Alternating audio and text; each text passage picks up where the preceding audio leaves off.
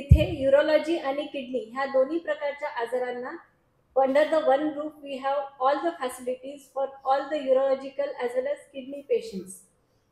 इथे युरोकुल हॉस्पिटल हे भारतातच नाही तर जगातही बेस्ट सेंटर आहे फॉर रिकन्स्ट्रक्टिव्ह सर्जरीज इन युरोलॉजी. आम्ही इथे रोबोटिक सर्जरीज पण सुरू केल्या आहेत आणि आपल्या हॉस्पिटलमध्ये 5 मॉड्युलर ऑपरेशन थिएटर्स आहेत. तर तिथेच नेफ्रोलॉजी डिपार्टमेंटला आम्हाला छान हिमोडायलिसिस फॅसिलिटीज आहेत जी इमर्जन्सी सेवा पण देते आहे आणि सोबतच छान ICU डिपार्टमेंट आहे आणि रेडिओलॉजी युनिटचा पण खूप छान सपोर्ट आहे.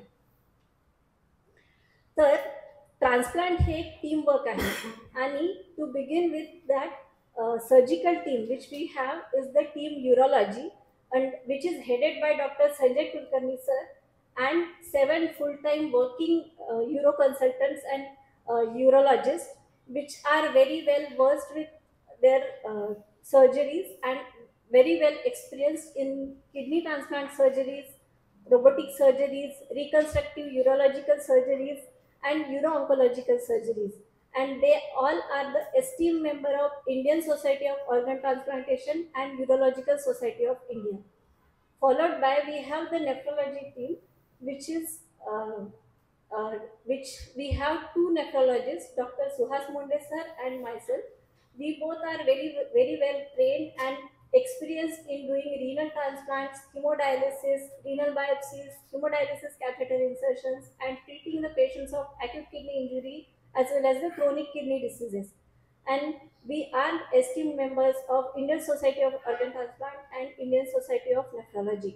With us we have Dr. Manjushri Pardeshi, which is governing us to give the government recommendation for the renal transplants so that this program. किडनीच्या आजारांबद्दल त्यांना तेवढा अवेअरनेस नाही आहे. आज डायबिटीसच्या गोळ्या जवळपास 700-800 रुपयाला पर्यंत मिळतात इन्शुलिन पकडून. बीपीच्या गोळ्या 20-40 रुपयाला मिळतात. पण तेवढी स्वस्त किडनीची ट्रीटमेंट अजूनही नाही आहे. किडनीच्या आजाराची ट्रीटमेंट मिनिमम 10 ते 15 हजारापासून चालू होते ते महिन्याला कमीत कमी 40 ते 60 हजार रुपये लागतात. सो जेव्हा पेशंट्स डायबिटीसबद्दल बोलतात, ब्लड प्रेशरबद्दल बोलतात, तेवढा त्यांचा अवेअरनेस किडनीच्या आजारांबद्दल एवढा नाही आहे. प्रॉब्लेम असा आहे की किडनीचे पेशंट जेव्हा आमच्याकडे येतात किंवा डॉक्टरांपर्यंत पोहोचतात तोपर्यंत 70 to 80% किडनीज ऑलरेडी डॅमेज झालेले असतात की ज्याला परत रिकवर करता येत नाही. आणि अशा पेशंटसाठी आयुष्यभर एक तर डायलिसिस उपाय आहे नाही तर ट्रान्सप्लांट हा एक उपाय आहे. ट्रान्सप्लांट आज जेवढी नीड आहे त्याच्या 10% पण आपल्याकडे होत नाहीत जेवढी गरज आहे. लास्ट इयर जवळपास 2 ते 3 हजार पेशंट्सना डायलिसिस लागायला सुरुवात झाली किंवा त्यांनी ट्रान्सप्लांटची इच्छा व्यक्त केली. त्यातल्या फक्त 50 पेशंट्सना किडनी उपलब्ध झाल्या. सो एवढी त्याची नीड आणि त्याची अवेलेबिलिटीमध्ये तफावत आहे. अशा वेळेस जास्तीत जास्त सेंटर्सनी पुढे येऊन ट्रान्सप्लांट करणे ही काळाची गरज असल्यामुळे त्या गरजेसोबतच चांगली केअर देणं ही खूप गरजेचं आहे. आज किडनी ट्रान्सप्लांट झालं, सर्जरी झाली, पेशंट घरी गेला, इथेच सगळं संपत नाही. त्या पेशंटची तब्येत चांगली राहिली पाहिजे, त्यांना इन्फेक्शन नाही झालं पाहिजे, त्यांचं किडनी फंक्शन चांगलं राहिलं पाहिजे आणि त्यांना बाकीचे जे आजार आहेत जे ट्रान्सप्लांट पेशंट्समध्ये कॉमनली होतात ते होऊ नये याच्यासाठी जे सततचा फॉलोअप लागतो तो देखील तितकाच महत्त्वाचा आहे. त्याच्यासाठी लागणारं शिक्षण, त्यांना जे एज्युकेशन मार्गदर्शन लागतं ते खूप जरुरी आहे. सो अशा परिस्थितीमध्ये आम्ही हा प्रोग्राम इथे सुरू केला. गेल्या काही महिन्यात आम्हाला ट्रान्सप्लांटची परमिशन मिळाली. जे दोन्ही ट्रान्सप्लांट आहेत आमचे जे झालेले आहेत they are unique in few sense. एका पेशंटच्या नंदेने किडनी द्यायचं डिसाईड केलं.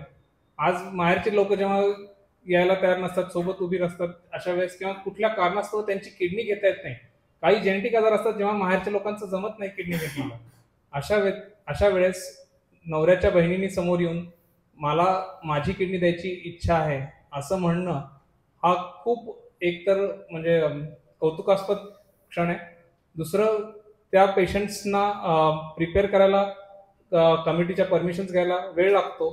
त्या पूर्ण वेळ त्यांनी आपल्याला कॉपरेट करणं, एकमेकींना सोबत राहणं आणि सर्जरीमधनं दोघींनी सोबत बाहेर होऊन आज दोघीही हेल्दी आहेत, दोघी त्यांच्या त्यांच्या घरी हॅपी आहेत. So this is like one dream moment. Second केसमध्ये ॲक्च्युली वडिलांनी मुलाला दिली आहे. वडिलांनी मुलाला किडनी देणं हे खूप कॉमन आहे, पण जेव्हा मुलाचा आजार माहीत नाही आहे आणि अशा वेळेस वडिलांनी स्वतःच्या एजचा विचार न करता त्यांची किडनी ॲक्सेप्ट होऊ शकते की नाही हे माहीत नसताना जेव्हा पुढे येणं आणि त्याच्यानंतर लागणाऱ्या ज्या टेस्ट असतात त्याच्यासाठी ॲक्सेप्टन्स दाखवणं ही खूप मोठी गोष्ट आहे. ते दोघे जण डॉक्टर आहेत, वडील देणारे पण डॉक्टर आहेत, घेणारे पण डॉक्टर आहेत. अशा परिस्थितीमध्ये त्यांना माहिती असतं रिस्क काय आहे आणि त्यांनी त्या गोष्टीला ॲक्सेप्ट करून सर्जरीतनं त्याच्यानंतरच्या फॉलोअपमधनं सक्सेसफुली दोघांनी बाहेरून आज घरी एकमेकांची काळजी घेणं. This is like again another dream moment come true. दोन्ही पेशंटच्या सर्जरीबद्दल मला म्हणजे ऑब्व्हियसली सर डिटेलमध्ये सांगू शकतील, पण मला थोडंसं सांगायचं की डोनर्स वेर सो कम्फर्टेबल की आम्ही त्यांना जर कुणाला त्यांच्या रूममध्ये घेऊन गेलो असतो नेक्स्ट दिवशी तर तुम्हाला वाटलं नसतं की या पेशंटची एवढी मोठी सर्जरी झाली आहे. दे वर कम्फर्टेबल, एबल टू वॉक, म्हणजे चालू शकत होते दुसऱ्या दिवशी. त्यांचं आम्ही कॅल्क्युलेट केलेलं blood loss was so minimal की आपल्याला जेव्हा साधं रक्त चेक करायला आपण जेवढं सॅम्पल देतो त्याच्यापेक्षा कमी सॅम्पलमध्ये त्यांची पूर्ण अख्खी सर्जरी झाली. सो त्याच्यामुळे नेक्स्ट दिवशी त्यांना थकवा तेवढा नव्हता. दे वर फिलिंग कम्फर्टेबल. आणि तिसऱ्या दिवशी आम्ही त्यांना घरी पाठवू शकलो. They were on their home bed in third day. So which is like त्यांच्यासाठी तो खूप सॅटिस्फॅक्टरी मोमेंट असतो की आपण एवढ्या मोठ्या ह्याच्यातनं जरी आपण सर्जरीतनं गेलो तरी आपण व्यवस्थितपणे रिकवर होतोय. One of them is back to her own town. She is doing great with her own family, kids and granddaughters. And the second one is taking care of his son. पाणी प्यायचं तर normally अशी पद्धत आहे, तुम्हाला जेवढी urine होते त्यापेक्षा 500 ml जास्ती तुम्ही पाणी प्यायचं. म्हणजे समजा एखाद्या माणसाला समजा युरिनच होत नाही त्याला दिवसामध्ये अर्धा लिटर पाणी प्यायला परवानगी आहे. आता तुम्ही विचार करा की अर्धा लिटर पाण्यामध्ये तुम्ही जगू शकाल का? आता तुम्ही समजा 2 लिटर नॉर्मल माणसासारखं पाणी पिलं तर ते लघवीतनं बाहेर पडणार नाही, ते छातीत भरणार आणि माणसाला श्वास लागणार. तर डायलिसिस हे तसं मॉडर्न टेक्नॉलॉजी आहे. त्यातली जी लेटेस्ट मशीन्स आहेत ती आपल्याकडं आज आहेत आणि पेशंटला त्या मशीनला झुंपावं लागतं आणि त्याच्यासाठी आम्हाला इथं फिस्टुला करावं लागतो हाताला. डायलिसिस हे शरीराचं वॉशिंग मशीन आहे. तुमच्या घरच्या वॉशिंग मशीनमध्ये तुम्ही कपभर पाणी टाकलं ते काम करणार नाही, त्याला बादल्याने पाणी भरावं लागतं. तसं आपल्या शरीरात साधारणतः 5 लिटर रक्त आहे, ते आपल्याला शुद्ध करायचं आहे. आपल्या शरीरामध्ये नॉर्मल माणसामध्ये ते शुद्धीकरण सारखं चालू आहे 24 तास, कारण ते 24 तास लघवी तयार होतीये. पण इथे आपण आठवड्यातून समजा 2दा डायलिसिस करायचं आहे, तर बाकीच्या वेळी शरीरात घाण सारखी युरिया आपण जे खत म्हणतो ना ते शरीरातलं वाढत जातं आणि त्याच्यामुळे पेशंटच्या अंगाला खाज येते, जेवण जात नाही, वजन कमी होतं, सगळ्या गोष्टी त्याच्या त्रास होतो. त्याला पाणी जास्ती पिता येत नाही, प्रोटीन लॉस होतो, अशा खूप गोष्टी असतात. तर डायलिसिस हे तात्पुरतं काम असतं, पण काही काही जे रुग्ण असतात ते डायलिसिसवर वर्षानुवर्ष जगू शकतात. ह्याला हिमोडायलिसिस म्हणतात. दुसरं असं डायलिसिस आहे की जे पोटामध्ये आम्ही बारकीची नळी घालतो आणि त्याच्यामध्ये आतमध्ये सोल्युशन घालतो आणि नंतर ते बाहेर काढण्यात येतं, त्याला पेरिटोनियल डायलिसिस करतो. तर आमचा एक जो पेशंट आहे तर मॅडमने त्या पेशंटला डायलिसिस पोटातनं करायला सांगितलं होतं आणि ते घरी पण पेशंट करू शकतो, त्याला मशीनची फारशी आवश्यकता लागत नाही. अशा प्रकारचे काही डायलिसिस आहे पेरिटोनियल डायलिसिस. तर हा बेसिकली मशीनला जुंपलेला पेशंट आहे. तर पहिलं जगातलं किडनी ट्रान्सप्लांट जोसेफ मरे नावाच्या डॉक्टरने 1953 साली माझ्या जन्माच्या वेळी, त्या वर्षी माझा जन्म 1953 सालचा आहे, बॉस्टनमध्ये केलं. तर त्यावेळी काय केलं, 2 जोडे भाऊ होते, एकाची किडनी चांगली होती एकाची वाईट होती. तर एकाची किडनी काढून त्यांनी दुसऱ्याला बसवली आणि जोडा भाऊ असल्यामुळे त्याला काही ती किडनी रिजेक्ट होण्याचा चान्स नव्हता. रिजेक्ट म्हणजे समजा माझ्या आईने मला किडनी दिली तर तिचे 50% जे टिश्यू आहेत ते माझे बरोबर आहेत, ब्लड वगैरे, वडिलांचे माझे वेगळे आहेत. सो ती किडनी रिजेक्ट होऊ शकते. रिजेक्ट होऊ नये म्हणून आम्हाला काही काही वेळा इम्युनोसप्रेशन म्हणजे इम्युनिटी कमी करायचं औषध द्यायला लागतं. तर या 2 जोड्या भावांना द्यावं लागलं नाही. ते जगातलं पहिलं किडनी ट्रान्सप्लांट होतं आणि त्याच्या वेळेसाठी त्याला नोबेल प्राईज देण्यात आलं. आता भारतामध्ये सांगता 75-76 साली हे ट्रान्सप्लांट सुरू झालं. पहिल्यांदा वेलोरला झालं, त्यानंतर मुंबईला सुरू झाली, मग भारतभर पसरली. पुण्यात सांडा 87-88 सुमाराला मुंबईहून डॉक्टर सोनावाला यायचे आणि रुबी हॉलला ट्रान्सप्लांट करायचे. तर त्यावेळीची पद्धत होती की सांडा नॉर्मली डावी किडनी ही जास्ती काढली जाते, कारण त्या डाव्या बाजूची व्हेन जरा लांब असते, तर त्याला सांडा एक फुटभर कापावं लागतं आणि त्यानंतर ती किडनी घालून रुग्णाला जो रिसिपेंट त्याला इथं उजव्या बाजूला ते बसवावे लागते. आतमध्ये आपल्याला त्याच्या ज्या रक्तवाहिन्या आहेत तो जोडावे लागतात आणि युरेटर जोडावा लागतो, ज्याच्यातनं लघवी ब्लॅडरमध्ये येते. तर हे ऑपरेशन पुण्यामध्ये रुबी हॉलमध्ये डॉक्टर सोनावाला करायचे. त्याच्यानंतर डॉक्टर किरपेकर आणि डॉक्टर कुलकर्णी म्हणजे आम्ही केममध्ये 91-92 साली चालू केलं. पण ह्याच्यामध्ये कसं आहे, जो किडनी देतो हे जीवनदान आहे.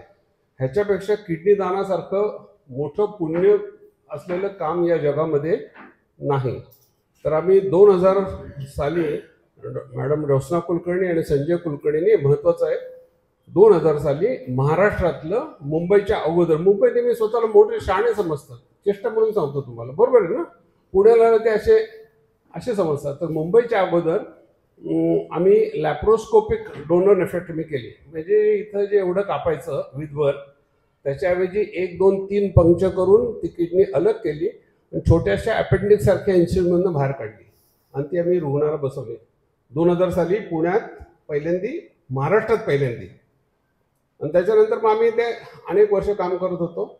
नंतर आता ही इन्स्टिट्यूट सुरू झाल्यानंतर आम्ही ते ऑपरेशन परत इथं केलेलं आहे. आता तुम्हाला मी नाव घेऊन सांगतो, पण तुम्ही पुण्यातल्या सगळ्या हॉस्पिटलमध्ये हे लॅप्रोस्कोपिक डोनर नेफ्रेक्टमी हे ऑपरेशन होत नाही. आजही 23 वर्षानंतर अजूनही काही हॉस्पिटल्समध्ये ओपन ऑपरेशन केलं जातं. आता आम्ही हा एक भाग की जो नॉर्मल माणूस आहे, वडिलांनी मुलाला किडनी दिली, वडील हे नॉर्मल आहेत, त्याला मी पेशंट बनवतोय, तर त्याला जेवढा कमी त्रास देता येईल तेवढा आपल्याला फायदा आहे. आणि सर म्हणाले तसं आपण जे हिमोग्लोबिन काढायला जे एवढं 10 cc रक्त घेतो तेवढं सुद्धा ब्लिडिंग झालेलं नाही. आणि हे ऑपरेशन मॅडम या पुण्यातल्या पहिल्या लॅप्रोस्कोपिक सर्जन, हे आपल्या सगळ्यांना माहिती आहे. आणि भारतातल्या भारतातल्या गंमत आहे, डॉक्टर ज्योत्स्ना कुलकर्णी ह्या आज भारतातल्या सगळ्यात सिनियर लॅप्रोस्कोपिक सर्जन आहेत. त्यांच्यापेक्षा जास्ती experienced surgeon, laparoscopic surgeon Mumbai, Delhi, Chennai, Calcutta कुठं नाही, हा पुण्यात आहे. आणि त्यांच्यामुळे आम्ही ह्या लॅप्रोस्कोपिक सर्जरी चालू केली. हे जे 2 पेशंट आम्ही इथे केले, तर ते ऑपरेशन झाल्यानंतर 4 तासांनी खाऊ पिऊ शकत होते, दुसऱ्या दिवशी हिंडू शकत होते, 3-4 दिवसांनी घरी गेले. नंतर ते नॉर्मल माणसाला मी पेशंट बनवलं आहे, तर त्याला कधी काही त्रास होता कामा नये. आणि जे खालचं ऑपरेशन आहे जोडायचं, तर ते आमच्याकडे बाकीची जी टीम आहे, डॉक्टर अमित होसमनी, डॉक्टर उदय चंदनखेडे आणि डॉक्टर पंकज जोशी, ही आमची डोनर टीम आणि आमची रिसिपिएंट टीम, त्यांनी ते ऑपरेशन केलं. तर त्याच्यासाठी क्रॉस मॅचिंग, आपण समजा एखाद्या रक्त द्यायचं झालं, समजा माझं ब्लड मॅडमला द्यायचं झालं, आमचा रक्तगट एकच असला तर देता येतं, नाही तर देता येत नाही. तर तशा प्रकारचं आम्हाला टिश्यू टायपिंग आणि क्रॉस मॅचिंग करावं लागतं की ही किडनी दिली किंवा बसवली तर ती त्या रक्ताची आहे का, आणि ती रिजेक्ट होईल का नाही याची आम्हाला अगोदर कल्पना लागते. आणि ती पण आम्ही टेस्ट अगोदर केलेली होती. तर या हॉस्पिटलमध्ये मी म्हणलं तसं तुम्हाला मागे, ही जी फरशी आहे याच्यावरती जर शिंकलं खोकलं तर ऑटोमॅटिकली स्टरलाइज होऊ शकतं. नंतर सगळी स्विचेस ऑटोमॅटिक स्टरलाइज होतात. रंग, पेंट, नंतर बाथरूममधलं बेसिन आणि कमोडसुद्धा अँटीबॅक्टेरियल आहे. असं हॉस्पिटल पुण्यात, मुंबईला, महाराष्ट्रामध्ये नाही. छाती ठोकपणे सांगतो, कारण का त्याने सर्जननी बांधलेलं हॉस्पिटल आहे. बरोबर आहे माझं म्हणणं. आमचं operation theatre one of the finest. आणि आमच्या हॉस्पिटलमध्ये जगामध्ये युरॉलॉजी आणि नेफ्रॉलॉजीला लागणारं जे काय इक्विपमेंट आहे, सगळं इक्विपमेंट इथं हजर आहे. आणि एक्सपिरियन्स तर भरपूर आहे, गेले 30-35 वर्षाचा एक्सपिरियन्स आहे. 2 नेफ्रॉलॉजिस्ट आहेत आमच्याकडे, मोठी ट्रान्सप्लांट टीम आहे सगळी. तर आता या क्षणी सांगता हे जे ट्रान्सप्लांटचं ऑपरेशन आहे हे लाईव्ह रिलेटेड म्हणतात, म्हणजे नातेवाईकांनी किडनी दिले त्याचा सांगता एक 8-10 लाख रुपये खर्च येतो नॉर्मली. तर ते सुरुवातीला आम्ही या पेशंटकडनं कमी दरामध्ये ऑपरेशन करून घेतलं. 70व्या वर्षी मी जेव्हा हॉस्पिटल बांधलं मी आणि मॅडमने, तेव्हा आमचा असा हेतू होता की आंब्याचं रोप लावतो, आंबे कोण खाणार माहीत नाही, बरोबर आहे ना. लोक 70 वर्षी रिटायर होऊन फार्म हाऊस बांधून रिकामे होतात, तसं आम्ही केलेलं नाही. तर आमचं असं म्हणणं आहे की आमच्याकडे जर का रुग्ण आला, त्याच्याकडे पैसे कमी असतील, आम्ही त्याला मदत करू. आम्ही जेवढ्या पैशात जेवढे तो पैसे आणेल तेवढ्यात आम्ही त्याचं ऑपरेशन करू. असं कुठलं डॉक्टर म्हणतो का पुण्यामध्ये? हां, मी तुम्हाला चिडवतोय गंमत म्हणून, बरोबर ना, टीज करतो मी तुम्हाला. असं कधी ऐकलं कुठल्या हॉस्पिटल ओनरकडनं की कुठलाही पेशंट पाठवा मी त्याचं ऑपरेशन करतो? नाही करत. मध्ये आमच्याकडे 15 वर्षाचा मुलगा आला होता, ज्याच्या किडनीला लहानपणा जन्मापासून ब्लॉक होता. नॉर्मली रोबोटिक सर्जरी करायची झाली तर इन्स्ट्रुमेंटचाच खर्च एवढा की 5 लाख रुपये हा मिनिमम खर्च येतो. पुण्यात 5 रोबोट आहेत, तर कुणीही एक पैसा कमी गेल्याशिवाय ऑपरेशन करत नाही. आम्ही त्याचं लाख रुपयात ऑपरेशन केलं, आम्हाला तोटा झाला, पण त्या पोराचं आज आम्ही आयुष्य कारणी लावलं, असं माझं म्हणणं आहे. हा आमचा हेतू हॉस्पिटल काढायचा हा आहे की जगातलं बेस्ट ऑपरेशन हे पाहिजे. आम्ही आता काल एक ऑपरेशन केलं, गंमत सांगतो.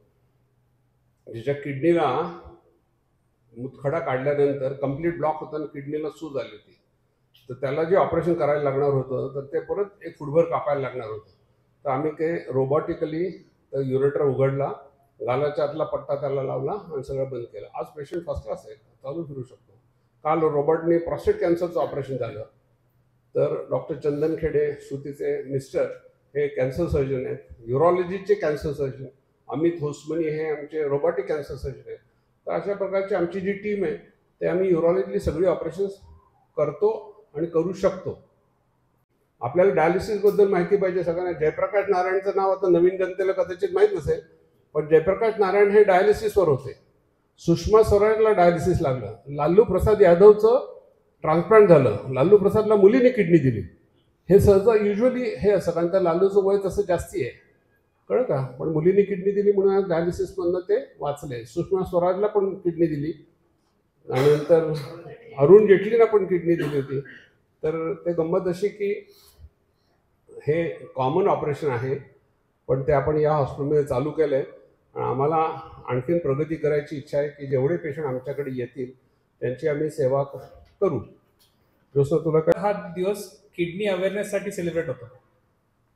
आज जगातले सगळ्यात जास्त डायबिटिक्स आपल्याकडे आहेत, जगातले सगळ्यात जास्त हायपरटेन्सिव्ह पेशंट्स आपल्याकडे आहेत, जगातले सगळ्यात जास्त किडनी पेशंट्स काही वर्षानंतर आपल्याकडेच असणार आहेत. आज आपल्याकडे ते मोजलेले नाही आहेत म्हणून आपण हे ठामपणे सांगू शकत नाही की आपल्याकडे आहेत म्हणून. बट मी म्हटलं ना की जर 100 लोकांमागे जर 17 लोक असतील, तर आज समजा एखादी माझी सोसायटी आहे ज्याच्यात जवळपास 1000 लोक राहतात. इमॅजिन करा की त्याच्यात 170 लोकांना किडनी प्रॉब्लेम. सो हे अवेअरनेस सगळ्यांमध्ये यावं किंवा लोकांना याचे गांभीर्य कळावं, याच्यासाठी फॉर अ मंथ आम्ही 1 महिन्यासाठी जे कुठले पेशंटचे नातेवाईक जे स्वतःला हेल्दी समजतात, पेशंटला घेऊन येत आहेत की मी बरा आहे पण माझा पेशंट बघा, अशा लोकांचे आम्ही युरिन टेस्ट करतोय, ब्लड प्रेशर चेक करतोय, जस्ट टू फाइंड आउट की अशा ज्या स्वतःला हेल्दी समजणाऱ्या लोकांमध्ये किती लोकांमध्ये टेस्ट केल्या नसल्यामुळे किडनी डिसीजचा अभाव कळलेला नाही, म्हणजे किडनी डिसीज होता पण तो कळून नाही आलेला. हे आम्ही या 1 महिन्यासाठी करतोय. सो इफ तुमच्यापैकी जरी कुणाला जरी स्वतःचं ब्लड प्रेशर चेक करायचं असेल जे आतापर्यंत केलं नाहीये किंवा बेसिक किडनी टेस्ट करायचे असतील, प्लीज खाली या. ठीक आहे. As a kidney world kidney day we are doing it as like a activity of this hospital. ठीक आहे. पर्यंत जर पोचायचं नसेल तर किडनी डिसीज तुम्हाला लवकर डायग्नोस व्हायला पाहिजे, आणि त्याच्यासाठी हा 1 महिन्याभराचा तुम्ही फायदा घ्या आणि तुमच्या जवळच्या लोकांना सगळ्यांना सांगा की ब्लड प्रेशर घेतलं जाईल आणि युरिन तपासली जाईल. आणि त्याच्यात बऱ्याच गोष्टी आपल्याला कळू शकतात की त्यात प्रोटीन जात आहेत का, शुगर आहे का. आपल्याला जोपर्यंत आपण तपासत नाही तोपर्यंत आपल्याला आपण डायबेटिक आहोत हे माहितीच नसतं. सो हे लवकर डायग्नोस करूया, डायलिसिसपासून पर्यंत पोचण्याची वेळ येऊ न देण्यासाठी हे करूया. आणि तुम्ही मगाशी श्रुती डॉक्टर म्हणल्याप्रमाणे तुम्ही माध्यमात हे लोकांपर्यंत पोहोचवण्याचं, सो ते कृपया तुम्ही आमच्या वतीने करा. आणि जास्ती जनतेला आपण जागरूक करून त्यांची जास्ती काळजी घेऊन लवकर त्याच्यापासून लांब कसं जातील आणि त्या स्टेजला पोहोचणार नाहीत, हे आमचं उद्दिष्ट आहे. सर्जरीबद्दल डॉक्टर संजयनी सांगितलेलंच आहे. मला अजून काही पहिलं ब्लड प्रेशर चेक करावं, कारण की ब्लड प्रेशर कित्येकदा लोक म्हणतात मला ब्लड प्रेशरचा आधार नाही आहे. अहो तुम्हाला सिम्पटम येणारही नाही जोपर्यंत ब्लड प्रेशर 200-250 होणार नाही तोपर्यंत. ठीक आहे. दुसरं, शुगर चेक करावी, कारण की sugar is also silent killer. जोपर्यंत तुम्हाला शुगरचा कॉम्प्लिकेशन दिसणार नाही बाकी ऑर्गनमध्ये तोपर्यंत तुम्हाला कळणार नाही. त्याच्यामुळे ब्लड प्रेशर आणि शुगर चेक करावी. तिसरं, मेक शुअर की तुम्ही जे आपले वजन आहे, healthy lifestyle, activity, daily activity it should be good. ठीक आहे. चौथं की पेन किलर्स जर गरज नसेल तर प्लीज पेन किलर्स घेऊ नका. त्यातल्या त्यात किडनीला अपाय करणारे तर प्लीज घेऊ नका. स्मोकिंग अवॉइड करा in any form. Nicotine in any form is harmful to the kidneys. या सगळ्या गोष्टी बेसिक आहेत पण डेफिनेटली त्या किडनी सेव्ह करण्यासाठी खूप महत्वाच्या आहेत.